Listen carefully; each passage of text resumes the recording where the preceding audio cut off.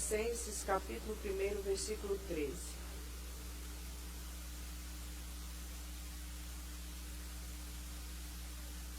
Amém? Ele nos tirou, ele nos libertou da potestade das trevas e nos transportou para o reino do Filho do seu amor, em quem temos a redenção pelo seu sangue, a saber, a remissão dos pecados. Senhor, nosso Deus e nosso Pai, essa é a tua palavra. Te agradecemos por esse momento, Deus, e eu quero te pedir que o teu Espírito me dê graça e sabedoria para nesses minutos transmitir aos teus filhos esta palavra tão preciosa e tão maravilhosa, Pai. Espírito Santo de Deus, leve cativo todo entendimento, todo pensamento, toda alma que está aqui para ouvir a tua palavra, Deus. Que nenhuma distração, que nada venha tirar os teus filhos de receber a tua palavra e que esta palavra possa germinar nos corações, transformando e trazendo mudanças, Deus. É o que eu te peço em nome de Jesus. Amém. Graças a Deus por mais um dia estarmos aqui na casa do Senhor. Queridos, eu não sei o que você pensa sobre liberdade, mas eu queria falar com você sobre o conceito bíblico de liberdade. A palavra de Deus, como eu falei para vocês domingo, ela não é isolada, tudo na palavra tem um sentido e tudo na palavra está conectado e tudo vai convergir para Jesus. Então nós lemos aqui esse texto maravilhoso de Paulo, né? Ele falando, e a liberdade principal e a liberdade para nós vivermos uma vida com abundância, uma vida plena, a primeira e a mais importante, e a que a Bíblia traz para nós e que está dentro desse contexto aqui, é a liberdade para não pecar. A graça de Deus veio sobre nós e a graça de Deus está todos os dias à nossa disposição, não para passar a mão na nossa cabeça ou para aceitar tudo o que fazemos. Pelo contrário, a graça de Deus, a liberdade de termos e de vivermos dentro desta graça maravilhosa é que nos dá a capacidade de não pecarmos. É bem diferente do que tem sido pregado em muitos lugares hoje. Que Deus é amor, que Deus é maravilhoso, que Deus nos perdoa. A pastora terminou de cantar aqui. Quando nós errarmos, nós temos o perdão. Mas entenda que a verdadeira liberdade, essa graça maravilhosa que nós recebemos do Senhor, ela é aquilo que nos capacita a vermos e a afastarmos de todo o pecado que vem até nós. Então, quando Paulo está falando de liberdade aqui, nós podemos lembrar também da palavra de Jesus em João 8,32, né? Conhecereis a verdade e a verdade vos libertará. E esse texto é muito interessante. Quando Jesus estava falando isso aqui para os judeus, aí eles disseram assim, responderam-lhe, somos descendência de Abraão e jamais fomos escravos de alguém.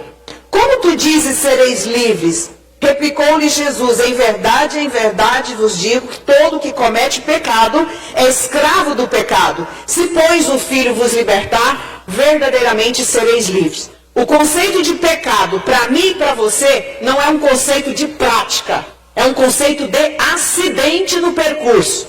Eu estou indo, eu estou caminhando, foi o que a pastora terminou de cantar aqui agora. Se eu errar, se eu pecar, eu tenho o perdão do meu Senhor. Eu tenho o perdão de Jesus. Mas o pecado na sua vida, ele não é uma prática. Ele não é uma coisa do dia a dia. Ele tem que ser um acidente que na sua caminhada, se acontecer, você vai retornar. Porque o que te faz caminhar em liberdade para não pecar é a graça de Jesus. E foi Ele que nos tirou. Ele nos tirou do poder, da potestade das trevas, fala de todo o império que amarrava e que amarra o homem. Nenhum homem tem poder de viver livre sem pecar se não for aceitando Jesus.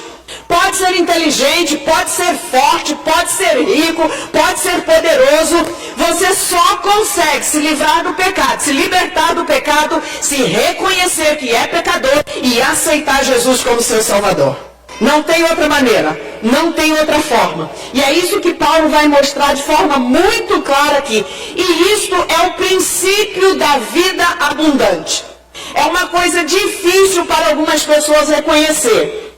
A pessoa que é boa, no sentido de um bom cidadão, a pessoa que é educada, a pessoa que paga as contas, a pessoa que conduz a sua família de forma correta, normalmente ela tem a ideia de achar que ela não precisa da igreja. Isso eu já ouvi pessoas dizerem. A igreja é um lugar para pessoa que não tem lá assim uma vida muito legal, ou que foi muito pecador. Não é o meu caso. Eu sou um ótimo pai de família. Eu sou uma pessoa assim. Mas o que Paulo vai dizer para nós em Romano, ele disse assim, ó, que todos pecaram e destituídos estão da glória de Deus. O que nos faz voltar e o que nos faz dar novamente a liberdade para nós estarmos na presença do Senhor é quando nós reconhecemos que somos pecadores.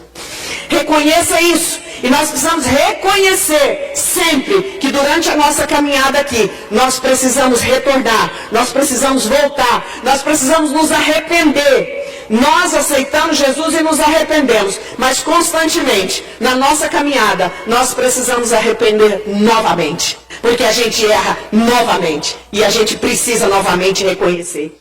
Então, ser livre não significa fazer qualquer coisa sem sofrer os danos por isso. Por quê? Porque nós somos homens criados à imagem e semelhança de Deus.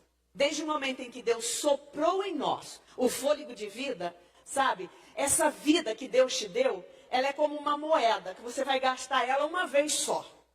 E quando nós olhamos para nós, para a nossa estrutura, de como nós fomos criados, tanto para o nosso corpo, como a nossa estrutura emocional. E essa coisa incrível que nós temos aqui. Nós temos um corpo mortal, mas que habita nesse corpo a imortalidade.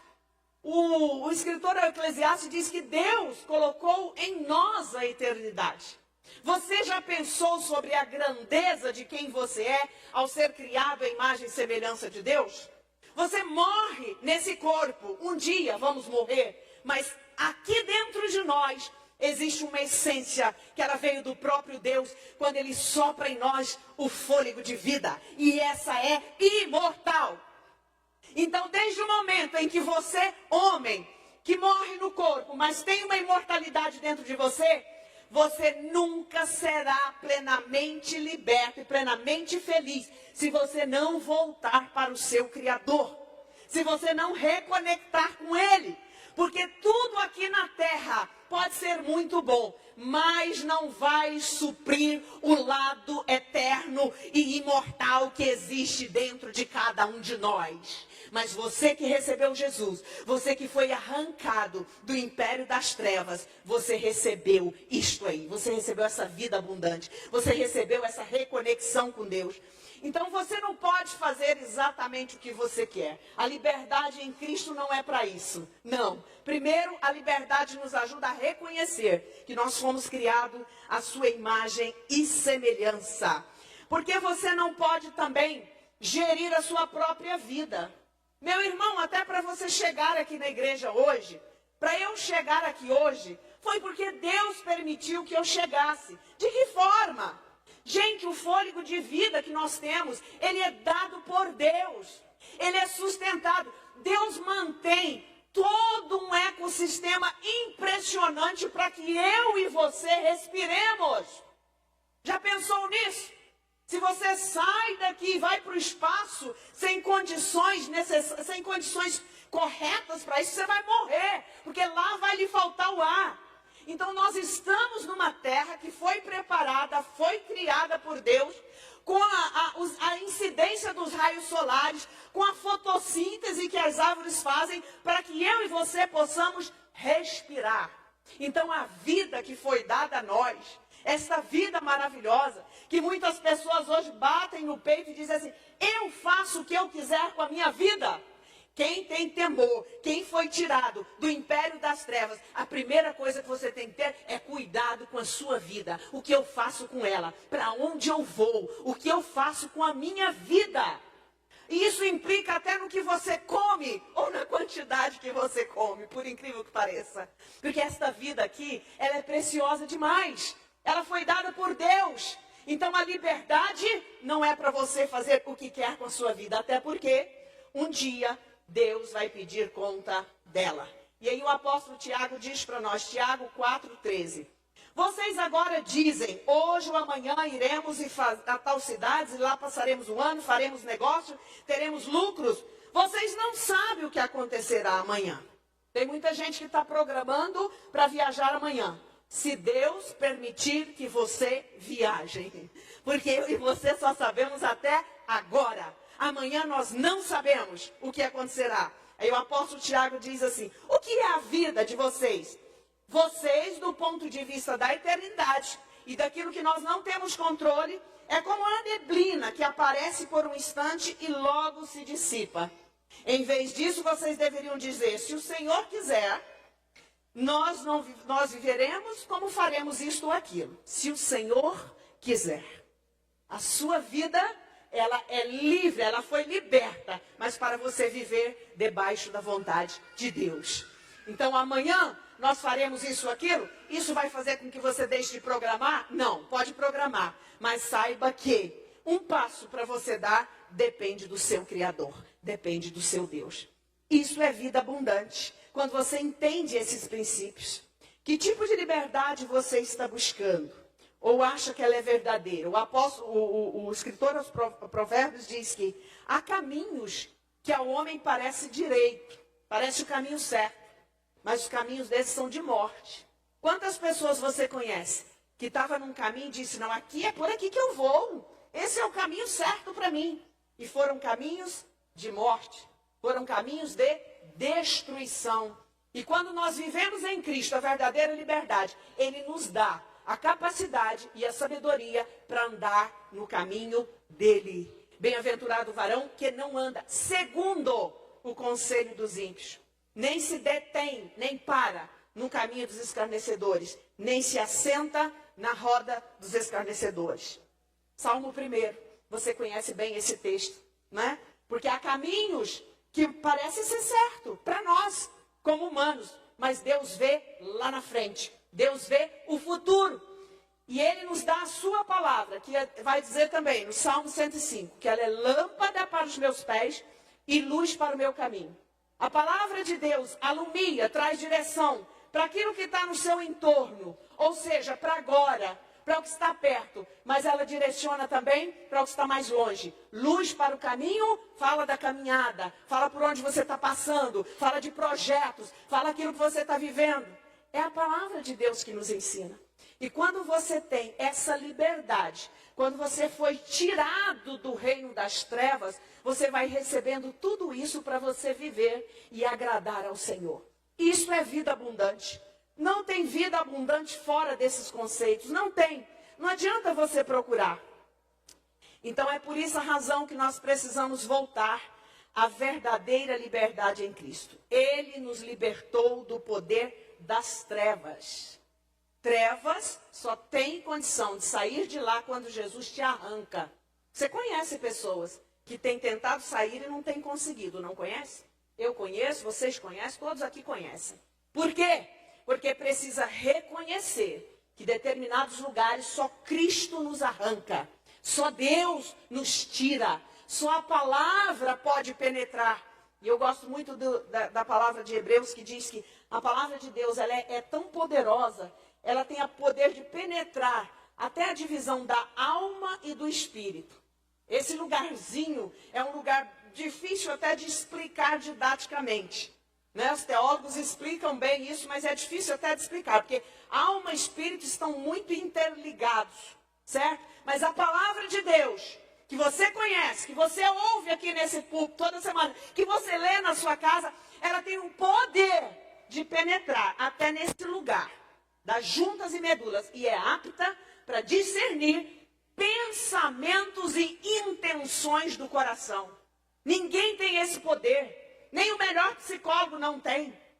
Uma vez eu fui atender um rapaz, há uns 20 anos atrás, e ele chegou, sentou na minha frente e disse assim, a senhora sabe por que eu estou aqui?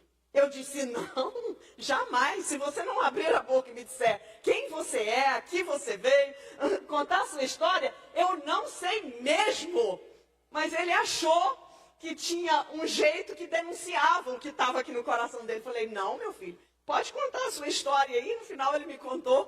Então, esse lugar, ninguém penetra, só Deus, só a palavra tem o poder de esmiuçar, intenção do coração.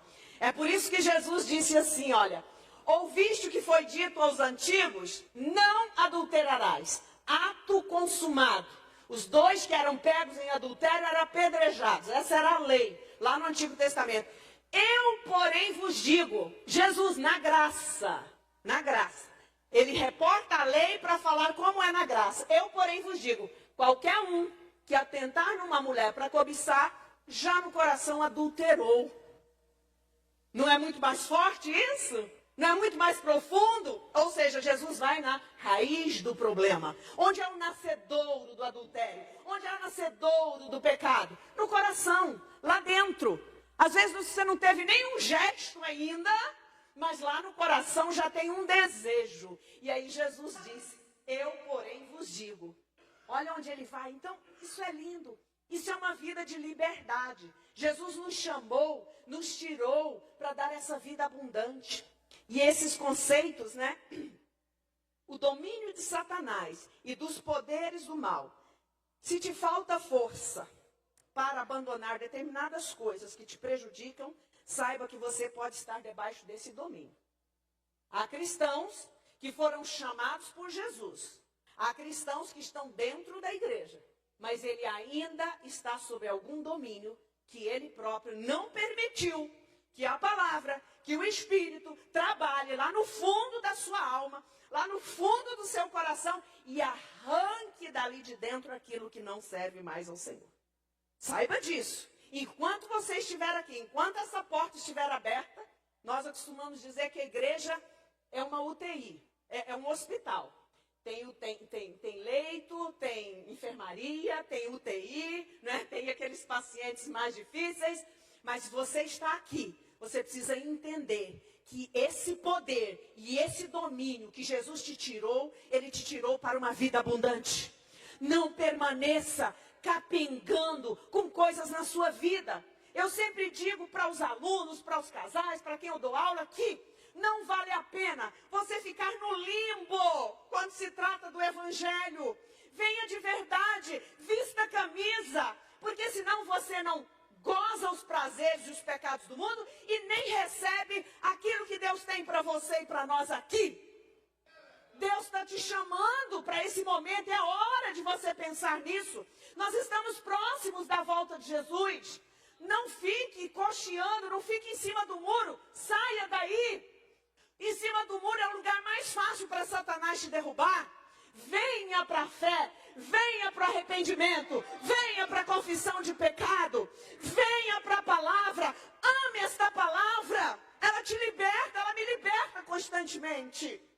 Nós precisamos viver essa liberdade plena, plena, plena, plena. Nós não podemos mais ficar amarrados em coisas. A vida abundante fala disso. É uma alma liberta. E olha, se eu fosse falar de alma liberta, eu ficaria aqui 40 minutos falando para vocês da minha própria vida. Que o Senhor me libertou, que o Senhor me curou. Uma alma marcada por tantas coisas da vida. Mas eu sou uma mulher livre em Cristo. Porque permiti, eu disse, Espírito Santo, eu não quero isso para a minha vida. Eu estou falando para vocês aqui como eu estou falando. Essa é uma obra de libertação, porque eu era a pessoa mais tímida do mundo. Nunca pensei em subir em um púlpito. E Deus disse, tu vai falar a minha palavra. E eu fico ali, tremendo, brigando com Deus todo dia. Leio 300 vezes o texto. Mas Deus é aquele que chama e que capacita. Porque Ele é Deus. Ele pode, Ele faz. Ele não olha teu currículo escolar. Ele não olha a tua credencial de faculdade. Isso tudo é importante. Vale a pena ter. Mas Deus, quando nos chama, Ele olha para esse coração entregue. Há um coração entregue aí. Davi era o menos indicado da casa dele. Tinha homens fortes, guerreiros, bonitos. E Davi era um pastorzinho de ovelhas.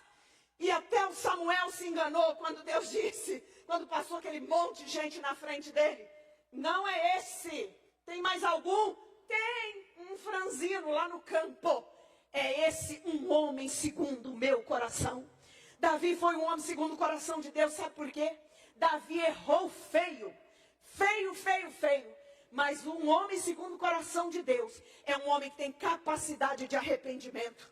Davi, quando Natan conta para ele aquela história lá da ovelhinha, ele fala, esse homem tem que morrer. Ficou indignado. Natan, esse homem é tu. Esse homem é você, Davi. E ele se arrepende profundamente. Escreve o Salmo 51, escreve outros salmos e se arrepende na presença do Senhor e chora. E Davi, o Deus está querendo olhar para o nosso coração hoje. Tem arrependimento aí, tem lugar aí, tempo de crente, carteira de membro, de pastor, não quer dizer nada. O que quer dizer, o que Deus olha, é se eu sou capaz de todo ano me converter melhor, de cada dia estar melhor na presença do Senhor. Pare com esse negócio de que você sabe muito. Eu não sei nada, eu aprendo todo dia com o Espírito Santo, eu aprendo todo dia com meu Deus. Tem 50 e tantos anos que eu leio a Bíblia, mas eu digo que eu sei isso aqui, uma unha, um dedinho, isso aqui é uma fonte inesgotável. E Deus está te chamando para você ser livre, ter uma vida abundante. Eu falo para os casais, a sua casa tem que ser a melhor casa, sabe por quê? Paz, tem que ter comunhão, tem que ter olho no olho, tem que ter alegria, tem que ter perdão, tem que ter oração junto, porque a sua casa é lugar da presença do Espírito Santo. Sua casa tem que ser um altar de Deus. Não importa o endereço, não importa o lugar, não importa o tamanho da sua casa, mas ali dentro tem que haver um altar. É isso que vai mudar o ambiente. Não fique esperando buscar um endereço melhor, uma casa mais ampla. Deus não olha para isso. E Ele pode dar isso tudo, como me deu. Mas Ele quer primeiro ver corações convertidos, corações transformados, corações arrependidos, corações mudados. Saia do reino das trevas. Saia. Vem para a luz. Pastora, você está falando para crente? Para crente mesmo. Há muitos crentes precisando romper com o pecado. Por que você acha que Jesus disse assim? Se o teu olho esquerdo te escandalizar, arranca-o e lance-o fora. Porque é melhor você entrar no céu sem um olho do que com os dois no inferno.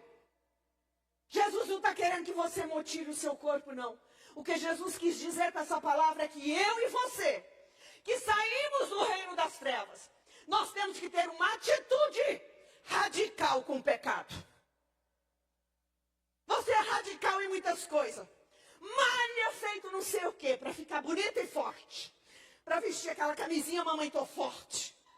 Faz de tudo, mas é tranquilo em relação ao pecado. A tentação está batendo na sua porta e você está ali, eu sou forte. A tentação vem, bate, está no celular, está no Instagram, está em tudo. E você está brincando com o pecado, como Sansão. Esta agrada os meus olhos. Isso aqui eu tiro de letra. Isso aqui minha esposa não está vendo. Jesus vê tudo.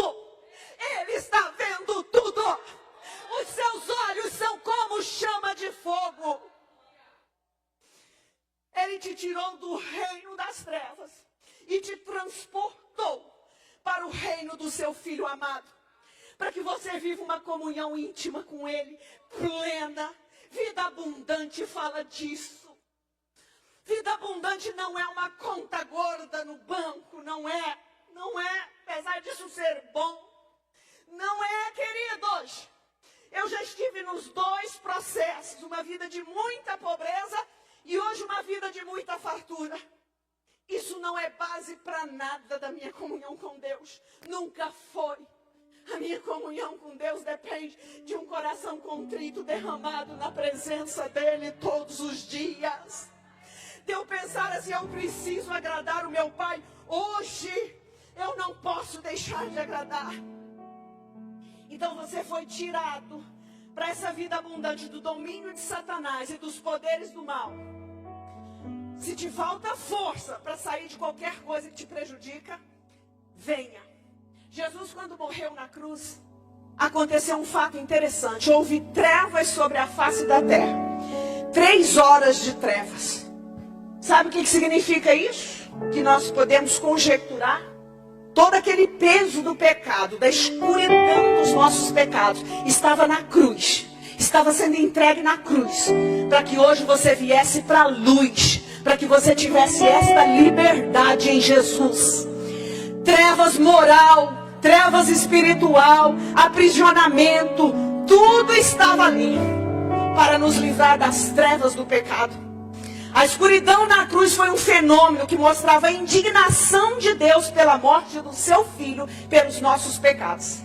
É a única hora que Jesus fala: Deus meu, por que me desamparaste? Você vai ver Jesus no livro de João, nos evangelhos, chamando Deus de Pai. Mas quando chega neste momento, ele fala: Deus meu, lama sabachthani. Deus meu, por que me desamparaste? Porque havia trevas do nosso pecado sobre a cruz, sobre Jesus. Mas hoje você tem clareza, você está livre. Você pode vir a Ele e confessar. Você não precisa carregar peso de pecado, não. Não carregue peso de pecado, porque depois o próprio Satanás te acusa. Ele é acusador, ele aponta o dedo. Então venha Jesus e entregue. E o profeta Isaías falou com muita propriedade, muitos anos antes dessa cena. Isaías 53:5, você conhece. Ele foi esmagado pelas nossas transgressões e moído por causa das nossas iniquidades. O castigo que nos traz paz estava sobre ele, e pelas suas pisaduras nós fomos sarados.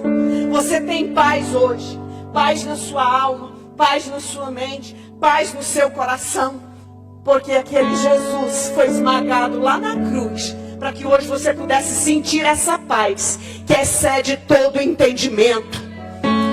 Você não vai achar essa paz num spa de luxo, você não vai achar essa paz num carro bom, você não vai achar essa paz num restaurante chique. Paz que excede todo entendimento.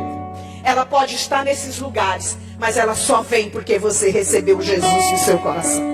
Porque você saiu do domínio das trevas e veio para esse reino maravilhoso, o reino do Filho do seu amor. Oh, queridos, é por essa razão que houve trevas na cruz. Ser liberto do império das trevas implica conhecer e ter comunhão com o Pai. Caminhar e viver em santidade em meio a pecadores. Você vai viver no meio dos pecadores, como José, como Noé. A época de Noé, a nação estava corrompida. E Deus viu em Noé um justo que ele pensou. José estava lá no meio daquele lugar terrível, quando ele é assediado. E a tentação de José foi uma coisa que buscou ele vários dias, não foi um dia só, vários dias. Até que o momento que ele foge. Quando ele viu que não podia mais ficar perto, ele fugiu. E quando ele fugiu, ele pagou 2 anos, porque ele fugiu da tentação. Mas a palavra de José que me chama a atenção, ele disse assim: como eu pecaria antes de tudo? Antes de Potifar, antes do domínio lá que ele tinha sobre toda a casa de Potifar, ele disse assim: como eu pecaria contra o meu Deus? O cristão verdadeiramente liberto, aonde ele vai, ele carrega esse selo no coração. Não precisa ter ninguém te vigiando. Não precisa ninguém te vigiar. Sabe por quê? O selo, o compromisso, a aliança que você fez com Deus é o que te livra de pecar. Você não precisa ter ninguém com uma espada na sua cabeça.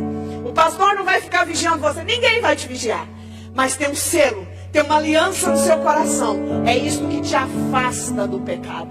Então nós podemos ir em qualquer lugar, podemos estar com qualquer pessoa, mas isso não vai nos atingir. Ser liberto do império das trevas significa guiar aqueles que precisam de luz, libertar os que caminham para a morte. Se você recebeu vida abundante, você tem condição de livrar, como disse o profeta, aqueles que cambaleiam para a morte. Você já viu? Tem muitos cambaleando. Não estão bêbados não, mas estão tão tomados pelos pecados que estão cambaleando para a morte. Deus te deu essa autoridade. Essa autoridade está sobre a igreja. Está para mim e para você. Nós temos essa autoridade. Basta você abrir a boca. Basta você convidar. Ser tirado do império das trevas para viver uma vida abundante. Eu vim para que tenham vida e vida com abundância. Esta é a palavra de Jesus para nós. Jesus não veio para esmagar seu potencial. Uma das coisas mais lindas quando Deus cria o homem e forma, lá no Salmo 139 você vai ver isso. Teus olhos viram meu corpo ainda informe, sem forma, e no teu livro todas as coisas foram sendo escritas quando nenhuma delas havia. Há uma história de Deus para todo homem e não é uma história ruim. Deus não escreve nas páginas da vida de ninguém que vai nascer uma história ruim. A história de Deus para todo homem é uma história linda.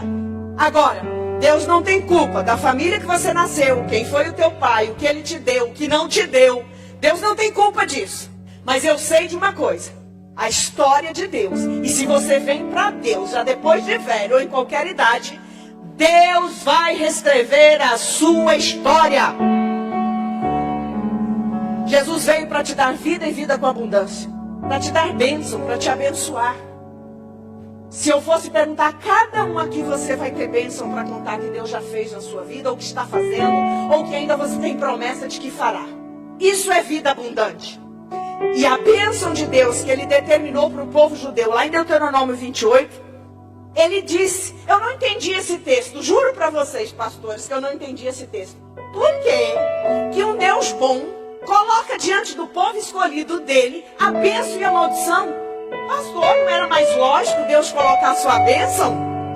Porque se Ele coloca a bênção, tem gente que ainda vai buscar a maldição, e Ele colocou para o povo a bênção e a maldição. Sabe por quê? Porque o próprio Deus nos fez com esta capacidade, que é dele próprio, direito de escolher, direito de livre-arbítrio. Você tem que escolher. Escolher Jesus é uma ação voluntária. E o próprio Jesus disse que se alguém quer vir após mim, renuncie-se a si mesmo, tome cada dia a sua cruz e siga-me. Até para você seguir Jesus, tem que ser um ato do coração, porque senão não vale. Quem está dentro da igreja hoje, pensando em bater um ponto, e vir aqui para o pastor ver que você está aqui, para fazer qualquer coisa nesse nível, esqueça isso. Mude isso. Isso não tem valor para Deus. Deus quer um coração entregue e uma mente com entendimento do que Ele fez por você na cruz. É isso que Jesus quer. Então, queridos, nós fomos tirados do império das trevas e transportados. Outra coisa que eu preciso te dizer, o evangelho nunca é neutro. Você foi tirado de um lugar e transportado para o outro. Não há neutralidade no evangelho. Não há. Nunca houve. Nunca houve. Não existe zona neutra. Não existe lugar intermediário no evangelho. Ou é luz ou é trevas. Ou é céu ou é inferno. E isso choca os relativistas. Não é verdade? Essas verdades absolutas da palavra de Deus choca os teóricos desse tempo, choca o povo da psicologia, choca os doutores dessa época. Mas no reino é assim, porque Deus ele não tem segundo plano. Deus ele planeja porque ele é onisciente, é onipotente, ele conhece tudo. Então quando você vem para o reino, olha, e essa palavra transportar significa mudança de lugar, mudança de condição, remover, transformar. Significa tudo isso. Então você foi tirado daqui, de um lugar de trevas, e foi transportado para um lugar de luz. Você foi tirado do caminho do inferno e foi colocado no caminho para o céu. Então, por favor, não saia dele. Não desvie desse caminho, porque ele vai te fazer chegar lá. É por essa razão, não acredite em um evangelho. Se o evangelho não nos deixa num lugar intermediário e nem num lugar de condição mais ou menos, não acredite num evangelho que não traz transformação para a sua vida. Esse evangelho é falso. Jesus dividiu a história da humanidade. O nosso calendário é antes de Cristo e depois de Cristo. Toda pessoa que recebe Jesus, a história dela é mudada. Você vai contar: quando eu aceitei Jesus, a minha vida passou a ser assim, assim, assim. Antes de Jesus, a minha vida era assim, assim, assim. É disso que eu estou falando. Não há neutralidade no Evangelho. Você foi tirado de um lugar para o outro. E você vai ser tirado da terra para o céu. E depois nós voltaremos para uma nova terra e um novo céu, aqui mesmo. Onde habita a justiça. Isso é vida abundante, meu irmão. Não há neutralidade nesse campo. O Evangelho é mudança total e real. Ele nos tirou do império das trevas e nos transportou para o reino do seu Filho amado. Nesse reino, o mesmo amor do Pai pelo Filho é estendido para cada um de nós. E se você ler aqui, no texto de Colossenses que eu li, é lindo esse texto. Ele vai dizer, olha, versículo 16. Porque nele, em Jesus, foram criadas todas as coisas que há no céu e na terra, visíveis e invisíveis, sejam tronos, sejam dominações, sejam principados, sejam potestades, tudo foi criado por ele e para ele. E ele é antes de todas as coisas, e todas as coisas subsistem por ele. Ele é o cabeça do corpo da igreja, ele é o princípio, ele é o primogênito dentre os mortos, para que em tudo tenha preeminência. Porque foi do agrado do Pai que toda a plenitude nele habitasse. E que, havendo feito por ele a paz pelo sangue da cruz, por meio dele reconciliasse consigo mesmo todas as coisas, tanto as que estão na terra como as que estão no céu. Esse último versículo aqui dá uma pregação de 3 horas, mas não vamos falar, certo? Deus reconcilia em Jesus tanto a nossa condição humana, que foi afastada dele quando o homem peca, mas Deus reconcilia também até a própria natureza.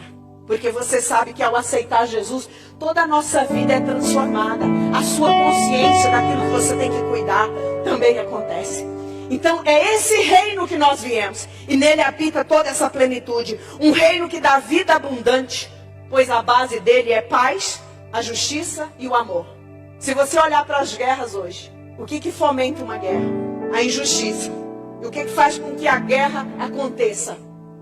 O ódio, a falta do amor, né? E tudo isso eles fazem em busca de quê? Da paz. Mas Jesus não dá essa paz. A paz de Jesus não veio por armas. Não virá por armas. A paz de Jesus é uma paz que Ele implanta aqui dentro de nós. Que Ele coloca aqui em nós a certeza. E é Ele que pode fazer. Através de nós termos essa paz, nós vamos espalhando essa paz para o lugar que trabalhamos, para as pessoas que nos relacionamos, e ela vai crescendo. Então esse reino, paz e harmonia também nas relações. Quando você recebe a paz de Jesus, você começa a entender que você precisa ter paz com essa pessoa com quem você dorme, com quem você se relaciona. Senão as coisas vão perdendo sentido. Vão perdendo sentido. Eu sempre falo com os casais. Se eu ver você chamando uma irmã da igreja de querida e maltratando sua esposa ali fora, pastor, me dá licença que eu vou chamar a atenção. Mas vou, pastor, vou chamar a atenção. Sabe por quê? O lar é o laboratório onde o cristianismo é testado. É ali que Deus testa o fruto do Espírito, alegria, paz, harmonia, diálogo, tudo isso. Em nome de Jesus. Isso é vida abundante. O que você está precisando para viver essa vida? Venha que Jesus vai te dar. Paz, harmonia nas relações, justiça, igualdade e equidade. Amor, alegria, felicidade para viver. Não busque felicidade em bens. Não busque felicidade em coisas. Isso traz conforto, irmãos. Traz conforto. Conforto você tem para o corpo, para a mente. Mas para a alma, você precisa buscar lá de joelho na tua casa. Você precisa buscar aqui na palavra. Você precisa buscar na comunhão da igreja. É isso que a palavra está mostrando para nós. A liberdade em Cristo nos faz prender a Ele espontaneamente. Essa vida abundante. E uma vida abundante significa que você decide se prender a Jesus espontaneamente. E nós temos um texto no Salmo 40, versículo 6, que é muito interessante. Sacrifícios e ofertas não quiseste, as minhas orelhas furaste. Sabe o que o salmista está dizendo aqui? No antigo Israel, quando o escravo recebia alforria, e ele era mandado embora, e ele gostava tanto do dono dele, que ele não queria ir embora, e dizia, não, eu não quero ir embora, eu quero continuar trabalhando para o Senhor. Então o Senhor pegava uma sovela, um ferrinho, botava a orelha dele no portal e dava um furo. Ele ficava um escravo de orelha furada. Todo mundo que olhava para aquele escravo sabia que ele espontaneamente ele podia ir embora, mas ele quis permanecer trabalhando para aquele senhor dele, porque ele gostava muito daquele senhor. Foi um senhor que tratou muito bem o escravo. Então eu e você, nós somos os escravos de orelhas furadas, porque nos ligamos espontaneamente ao nosso mestre. Tem uma marca em você. Eu estou na igreja. Eu amo o pastor Marcos e a pastora Andressa. Hoje fiquei ali maravilhosa com a voz dela. Podia ouvir 2 horas, viu, pastora? Você cantando. Mas além deles, eu estou aqui pelo meu Jesus, pelo meu mestre, por aquele que me salvou. Seja um escravo de orelha furada, em nome de Jesus. Entregue seu coração, sem reserva. Sem reserva.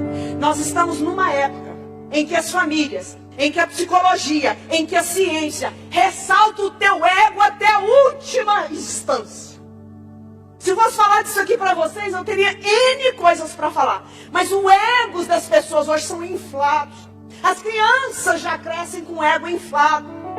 Porque o pai e a mãe, ao invés de sentar, senta aqui, meu filho. Hoje nós vamos comer isso. Meu filho, onde você quer sentar? O que você vai comer?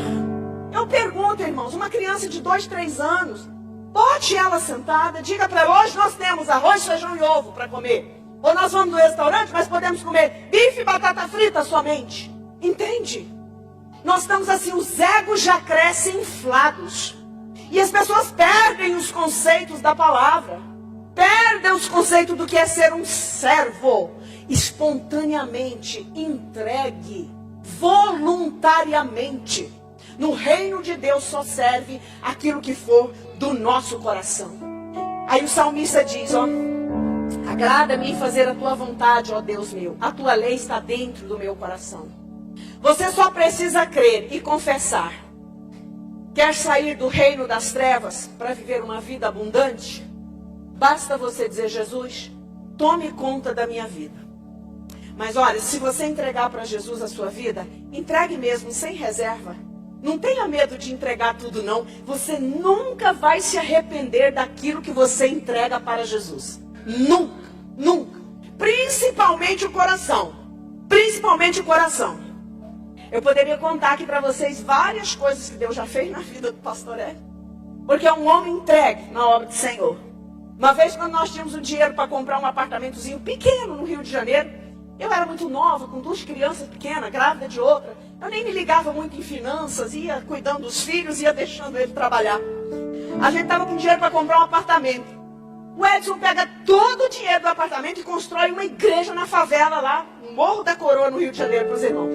Com todo o nosso dinheiro foi. Tem alguém aqui que parece, né, pastora Andressa? Foi tudo. Foi tudo. Irmãos, para encurtar a conversa. Ele trabalhava, na época ele não era dono de nada, ele era funcionário de um homem de Minas, um doutor de Minas, que construía prédios. E esse homem foi lá no Rio e falou assim, doutor, eu tinha um dinheiro para comprar um apartamento, mas dei oferta na igreja, agora eu comprei um terreninho aqui, mas não tem condição de construir nada.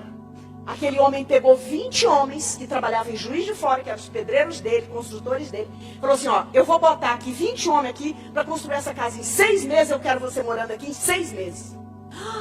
Depois que o Edson deu todo o dinheiro para a igreja, ele fez aquilo não pensando nisso. Mas é um coração entregue. Entregue financeiro. Essa é uma parte dele financeira.